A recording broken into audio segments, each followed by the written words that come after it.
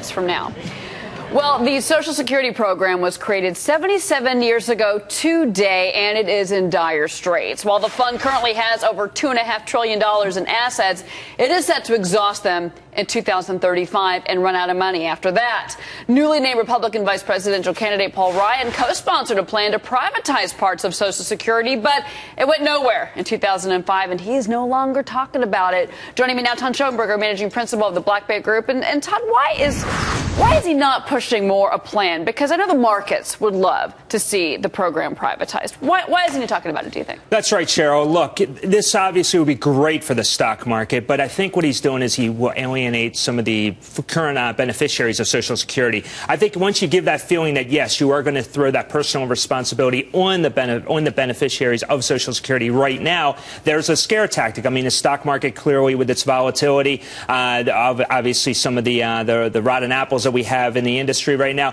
we don't actually have the perception of gravitas right now for a recipient to actually say, okay, I'm going to take my money and throw this money into the stock market. It's too much risk. But Todd, you talk about scare tactics.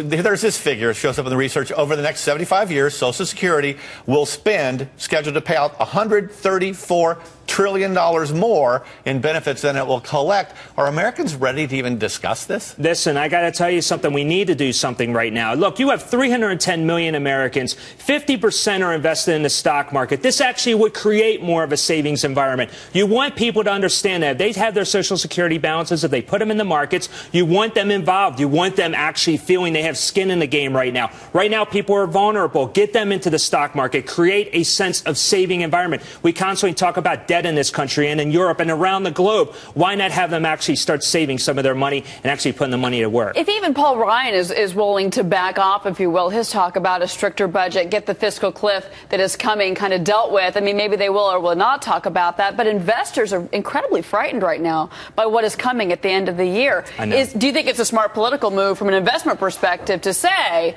hey, I'm going to deal with this? I mean, their plan is much better than the president's. Right? Well, I have to agree with that. But look, you have 84 days until Election Day right now, guys. Look, these are they're very intelligent kitchen table topics. And I think most Americans right now need instant gratification. The President of the United States is great at delivering instant gratification to voters. When you're talking about debt, you're talking about generational items. These are years down the road right now. And I'm not sure Americans actually can understand what goes on when you're talking about balanced budgets and debt and obviously baseline budgeting. I mean, these are very, very high-level topics. We want to go out with the president and have a beer with him. We don't want him lecturing at us like a policy wonk, which could be Ryan's problem. But you think Obama wins the election hands down in November.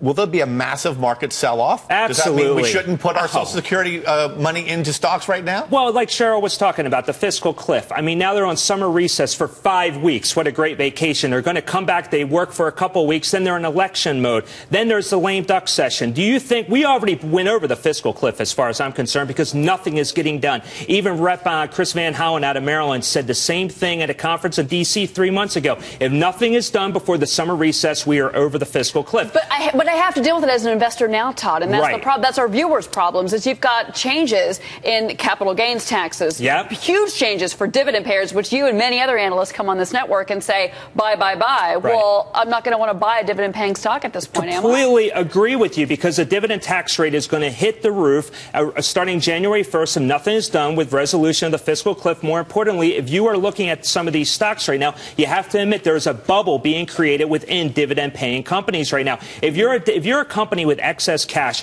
why would you increase your dividend right now? You should be putting the money back into the company because you're going to make yourself that much more vulnerable as a shareholder, plus you're reducing your value. Or wait till after the election, Obama wins, stock's still off, then buy your stock back when it's cheaper. You could try that, but I'm telling you guys, it's going to get really ugly if he wins this election. Todd Schoenberger, good to see you. Likewise. Thank you. Thank you.